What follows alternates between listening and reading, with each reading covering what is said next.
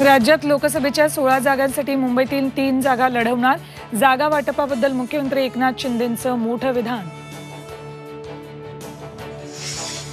महायुतीच्या 7 जागांचा तिढा सुटेना।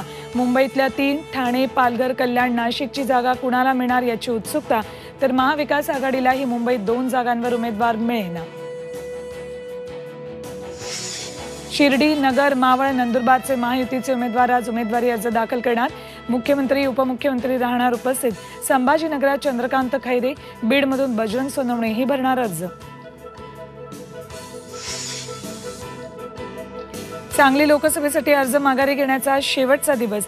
विशाल पाटील उमेदवारी अर्ज मागे घेणार की चंद्रकांत पाटलांचं टेन्शन वाढवणार याकडे लक्ष।